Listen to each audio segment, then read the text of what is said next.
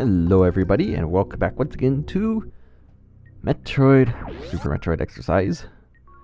And up here we have something very interesting that I don't think is quite used enough in hacks. And I had a brilliant idea. Eventually it works, but I thought maybe there's something over here, but no. It's like, I was just having fun with this guy. Anyway, Spring Ball is in this room, and you see it right away when you enter the room. There's really nothing you can do about it. You can't get it yet. There's literally nothing you can do about it. And this, I think, needs to be used some more in hacks, where... Now, the Spring Ball's an optional item, for one thing. But you could do this with other items that are required, where you do something similar. You let the player see it really early. You just show it to them, stick it in their face, like, hey, it's right here. But you can't get it yet. And that, I think, would be interesting to see done more in hacks. And here's interesting missile thing. There is no message box. I said, like, oh, well, that's interesting. And then I revisit the map because I'm an idiot. But yeah, there is no message box on the map stations. The missile station. Actually, now that I think about it, there might not have been one on the map either. Well, there's no messages on the energy or missile refill stations. At least, I know that for sure. So you just go up there and get your stuff refilled, and that's it. So that is actually pretty cool. And it's a really neat thing too. It speeds it up a lot.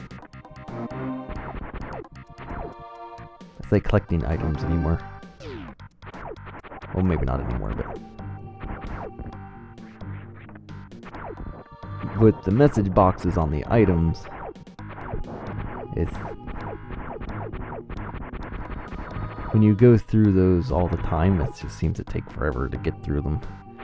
And actually it does take quite a bit of time to get through them. I think it's like 7 seconds or something before you can, from collecting the item to when you can actually move. And that kind of breaks up the flow a little bit. And for a moment, I thought I was actually stuck in this pit, but there are shot block things through here. And we get Charge Beam. Again, on a weird, creepy Chozo statue thing. A Chozo with no beak, a flat stomach, and crab hands. It's very weird. There's a lot of weird stuff. Like I said, tiles and tiling I was not the biggest fan of in this hack.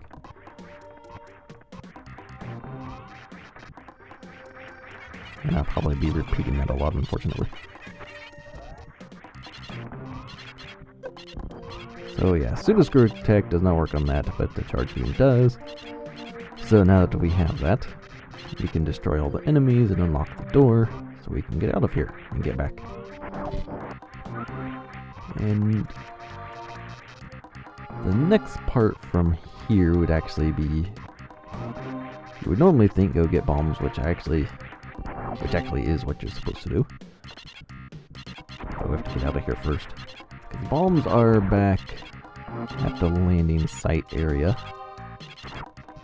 So I'll be I'm slowly making my way back as I try and discover stuff. Because you never know. There might be stuff I miss. Or I'm missing. And for some reason, I went back up here. Oh yeah, I went back up here because I have Charge Beam now. And I wanted Spring Ball. Because I thought maybe I need it. So maybe Charge Beam works. No, it doesn't. Nope, that was enough of that trip. Yes, I was kind of very all over the place in this thing. In this hack. But at least I opened the door. And Pseudo Screw Attack is actually going to be a very powerful weapon for you for a while. Especially early on, but even later it seems to destroy a lot of enemies with the Pseudo Screw Attack. in one hit. So it's very useful. So I can't really do anything over here. I need bombs to go the one way. I can't even check what that reserve tank is. But I decided to relook anyway. Just to make sure it changed. Or it didn't change. Just to make, yeah, just to make sure it changed. That's brilliant. I know what I'm talking about. So we still need bombs to go this way. And bombs are the actual next major upgrade, as I said. They're around the landing site. There's still some more places to explore. If you notice the shot blocks when I'm shooting those things, I really do actually like their disintegration thing. The pattern's different, and I actually think it looks a little bit better. Maybe it's just because it's different.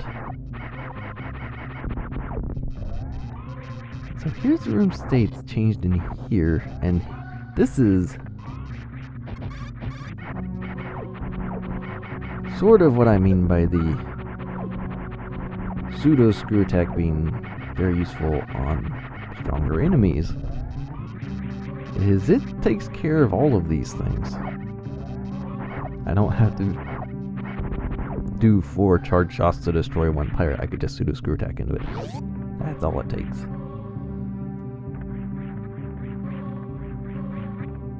And so I decided to open both doors up just to be safe. But there's a missile behind that gate now, which we obviously can't get because it's facing the wrong direction, so I can't glitch it. Otherwise I probably would have. So yeah, it takes me a little while to even test the pseudo screw attack, because it doesn't seem like it would be that effective or destroy them without me getting hurt. So it takes me a little bit to figure that out. And I am not actually sure if the beam has been weakened or the enemy's given more health. But I don't recall minding the beam so much. Like, they felt fine. All that felt pretty good, so that seemed decently well balanced with them.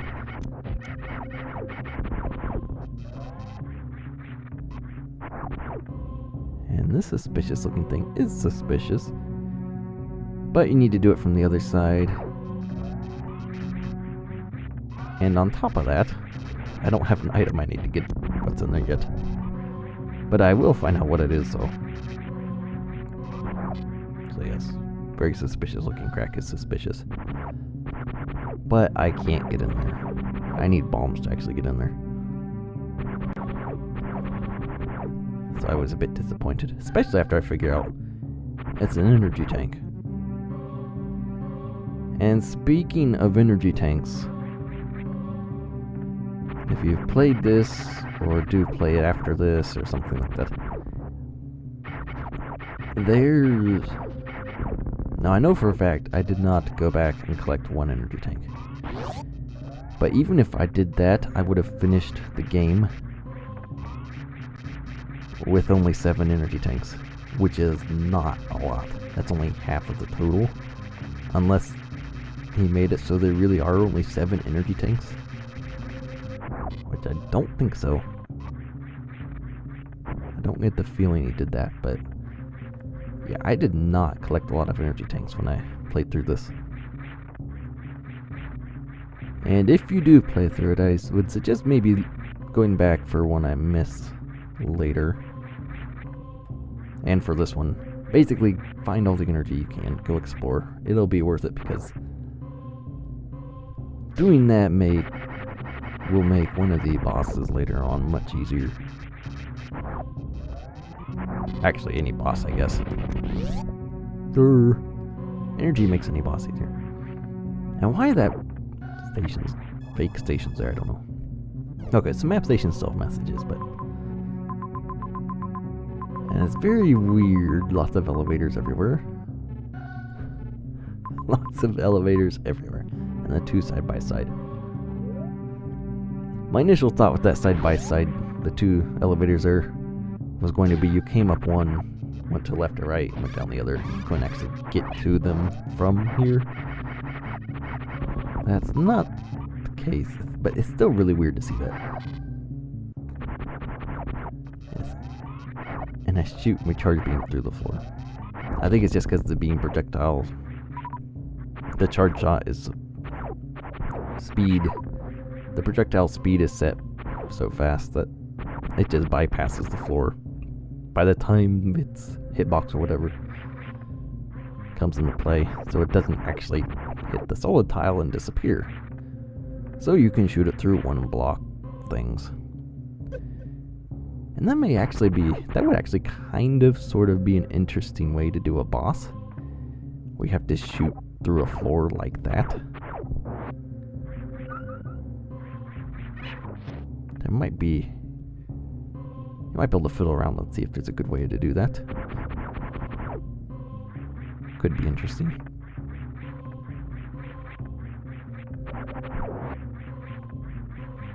So I never actually went over here and explored back here that much. I don't think there was anything I could do here at the time.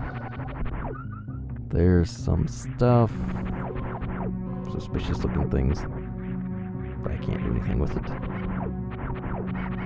And there's just a pirate hanging out up here, guarding who knows what.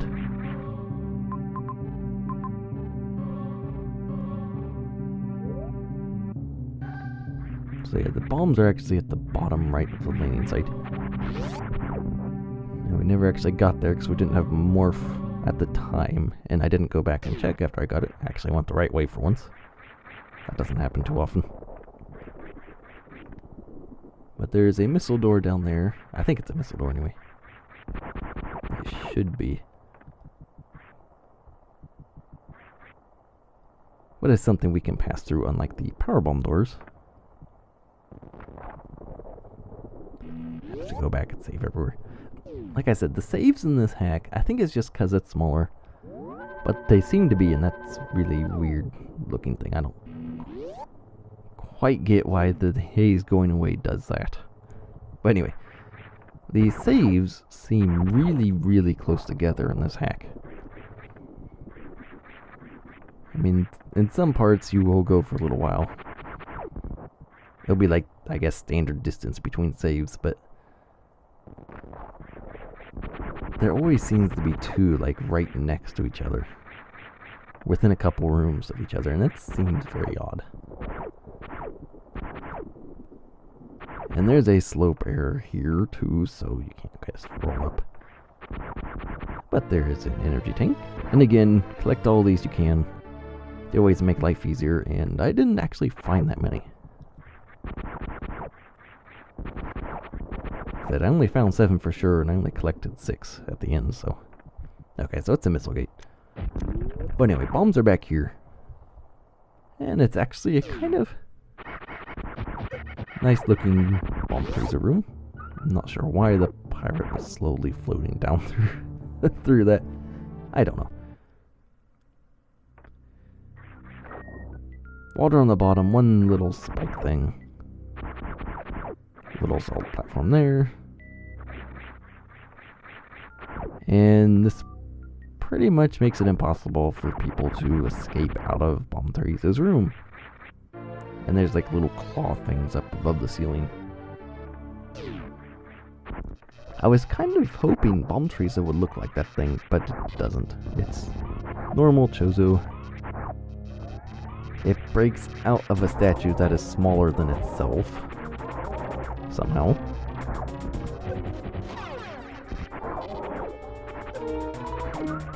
But I found this ledge worked to my advantage very well.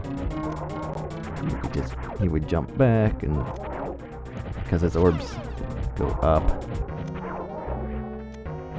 they always get right in your path, so.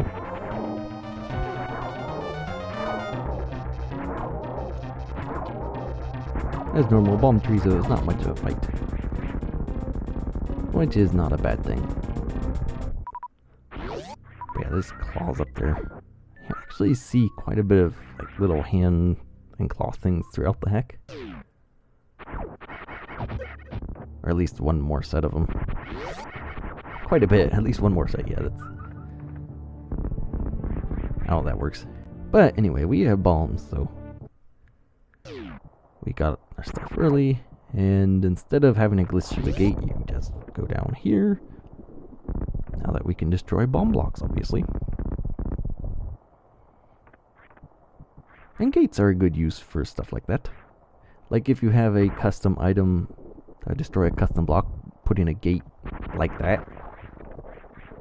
And that way they can go in, get their item, fight the boss, whatever.